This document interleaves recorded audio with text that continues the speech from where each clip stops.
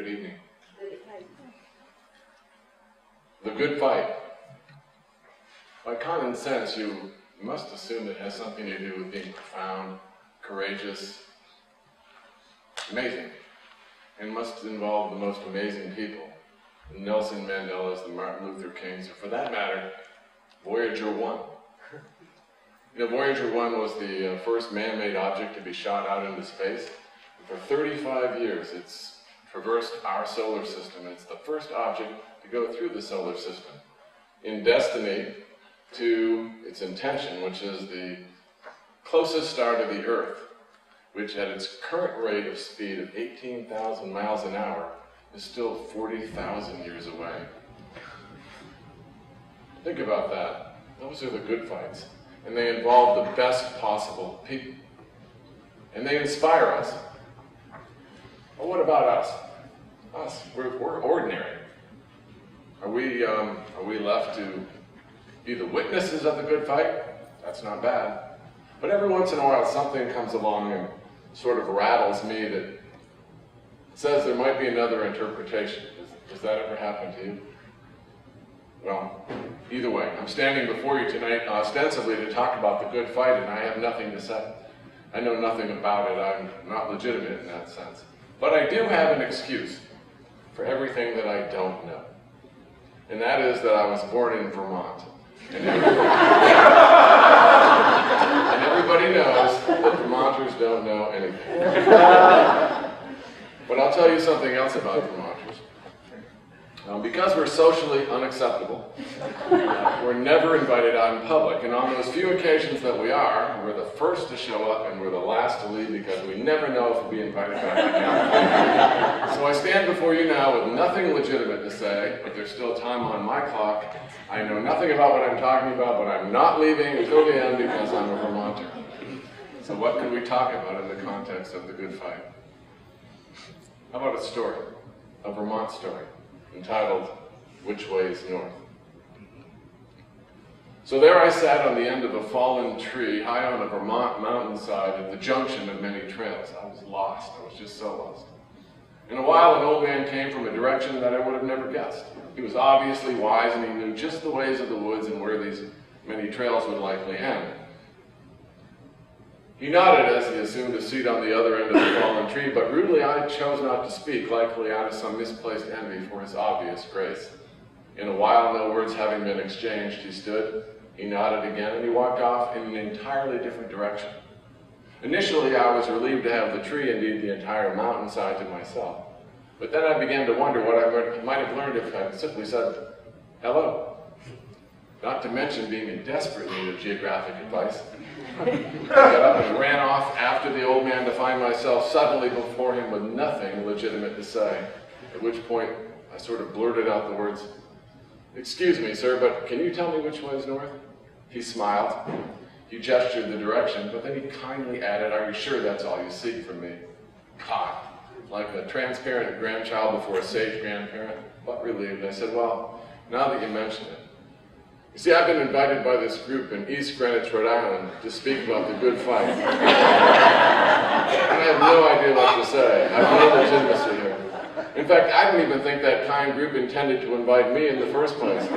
You see, my father and I have exactly the same name, and every once in a while I receive his mail, and when the letter I knew it was really for my father, but I kept it for myself. I said, well, what is done, and now you must face the consequences. Yes, but what should I say? Well, what's been said to you on other occasions? I suppose I've heard this theme discussed in different ways many times, but to tell you the truth, I can't think of a single thing any of the speakers ever said. He said, well, maybe you can take consolation in knowing they won't remember anything you say.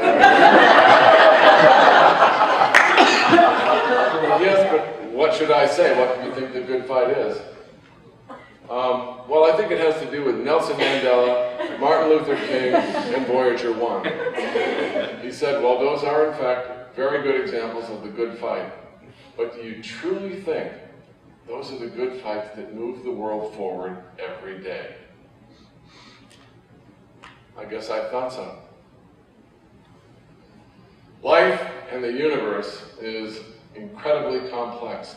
But the paradox is it reduces to total simplicity, and so to its answers. Are you telling me life's answers were simple, like what is the good fight? Where would I find such simple answers? They're most commonly found at the junction of lostness, the many trails where you do not know where you're going. Spend time there. What would I look for? No one knows what to look for there. But understand, your lostness is not yours alone. Everyone feels that. If you share your lostness there, you won't necessarily find the answers, but all of a sudden everyone will begin to understand that they're not lost alone. And that's a good place to begin. I don't understand what you're telling me. All I can tell you is the good fight has to do with bringing forth goodness. And it's tangibly found in moments, such as your grandmother's off-key singing, or your daughter's excruciating piano recital. But it doesn't really exist there because it can't. Because in the end, the good fight is not so much a fight as it is an unheralded, continuous intention of bringing forth the best that every moment has to offer. Do you know what that reduces to? No. I suggest then that you go and tell your new friends a story from your own experience, a story that has to do with sweetness, intimacy, your lostness, and something you stumbled across that you had no idea of. It will be your story, of course, but trust me, it will be heard on a universal basis. Then he turned, nodded, and walked away. Who are these people who come into our lives and say something like that to us, that open up an idea that we had no idea about, and maybe you'll never understand exactly what they're saying, but at least you get a chance to think about it. Who are they? Well, this person challenged me to tell you a story about my lostness and stumbling onto something that I didn't understand. I will do that, and I will insert the words, the good fight, where they appropriately fit in this true story. I'm a physician, I'm a cancer doctor. I work with women's cancers.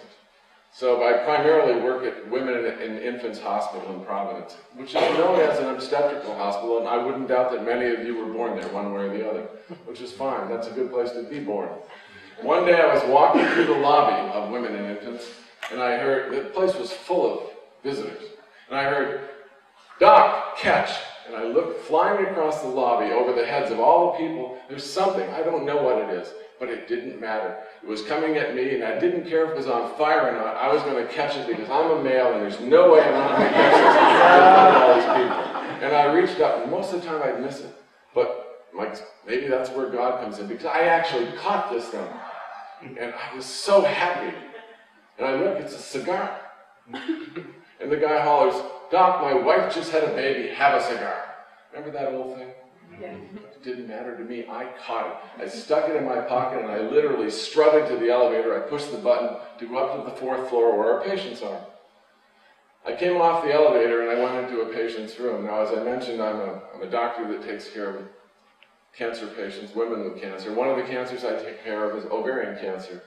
Inevitably, not inevitably, but most of the time, eventually, the chemotherapy fails those patients. And as they approach death, they develop ascites, fluid in the abdomen, fluid in the lungs. They have pain. It's a terrible existence by any imagination or any observation. So I came out of the elevator and I happened to walk straight into such a room with such a patient. And as soon as I came through the door, it's as if she was waiting for me. She was angry. "Dr. GRANAI, where have you been? I'm in pain. The nurses are terrible. The food's terrible. Everything was terrible." What did she have to be happy about? She was dying. She was suffering. But I didn't expect it. So as I came in, I'm kind of standing in front of her in this onslaught, and as you can see, I'm a kind of nervous person. I'm fidgeting around, and all of a sudden she stops. I didn't know why. She said, "What's that?" And I look, and she's looking over by my hand. And inadvertently, in my nervousness, I had pulled the cigar out of my pocket that I had just received a minute ago in the lobby. And I looked down and I said, "Oh, I wonder if you'd like to have a cigar." I don't know why I said that. And she said, "What? I'm a cancer patient, you're a cancer doctor, I'm in the hospital, and you're offering me a cigar?" And again, I don't know why I said what I said. Well, yes, in fact, I think everyone should have a cigar once in a while. And the most I can imagine is it will make your clothes stink, and I'll pay for your dry cleaning. And you know what she did? Just like you, she laughed. She went from this despair and anger, at least for a second or two, to laughter over what? This? Myself, I saw it as a perfect exit strategy. I handed her the cigar, and I left the room. Really nice, right? I'm gone. Now the patient's in her 70s. Sitting beside her in a chair by the bed was her daughter, who's in her 40s. She witnessed the whole thing, but I didn't care. I was out of the room. Flash forward about 4 years. I'm going through the East Side Marketplace, which is a grocery store on the east side of Providence, where I live, pushing my little cart, and I heard the dreaded words. Dr. GRANAI, Dr. GRANAI. I hate that. Who's it going to be? I'm not going to remember them. Could it be a patient? Could it be a friend? I'm not terrible with names. I don't want to embarrass them, and I surely don't want to embarrass me. So I did the chivalrous thing. I kept on pushing the cart. As if I didn't hear a thing. But this woman was not going to be denied. She cut me off with her cart and almost knocked over the entire Cheerio stand. She looks at Dr. GRANAI, and I pretended, oh, hello. She said, Dr. GRANAI, I want to thank you for what you did for my mother. Okay, she's not the patient. But is her mother alive or dead? I don't have a right not to know that, something that important to her. So I said, so clever, smooth, I said, well, you're welcome. She saw right through me. She said, do you remember the time, Dr. GRANAI, that you came into her room and you offered her a cigar? Now, I did remember that because it's the only time I'd ever done it. She said, well, we weren't really sure if you were serious, Dr. GRANAI, but we took it as a doctor's order. And the next day she was discharged. And if you remember, it was January, and we went out on the sideline, and we set our summer chairs in the snow. And we lit up this cigar. And by the way, Dr. GRANAI, don't worry, because I'm not going to charge you for the dry cleaning. We lit up the cigar, Dr. GRANAI, and we smoked it. Well, we didn't so much smoke it as we coughed. And it wasn't so much coughing as we laughed. But what I want to thank you for, Dr. GRANAI, is giving me the last happy moment in memory that I had with my mother. When she said that, I got goose pimples all over my body. I thought I was going to faint. I had to clutch the grocery cart. I didn't do that. I gave a cigar and it happened to be in my pocket. Somehow I got involved with someone's moment. It wasn't me. I used it as an exit strategy. But she kindly went on. She said, do you understand what you did, Dr. GRANAI, with intention or not? You encouraged my mother and I to engage in the good, the great fight, which is the fight on behalf of our love. My mother is dead now, and most people imagine that my mother's love is a memory for me, but it's not. It continues to be real and alive because I continue that good fight. You see, Dr. GRANAI, in the end, it's simple. The good fight is the fight for abiding love and kindness. And it's there for everyone to participate in if they want to. No matter how great or how average that person is, they can participate in that fight. I thank you, Dr. GRANAI, for reminding me of that, especially while my mother was still alive and I could do that fight while simultaneously holding her hand. And she turned, nodded, and walked away. For me, that was a moment of I just saw and felt something that I should have known was there, and I now know is there. I'm not sure what my problem is, because I know it's there now and I've seen it, but I can't hold on to it. That's where you come in. Thank you for inviting me here tonight. A Vermonter, no less. You invited me here. And in so doing, allowing me to talk about the good fight, which reminds me of its essence, while I'm still alive and have the possibility of choosing, of doing something about it. How about you? I wish you well.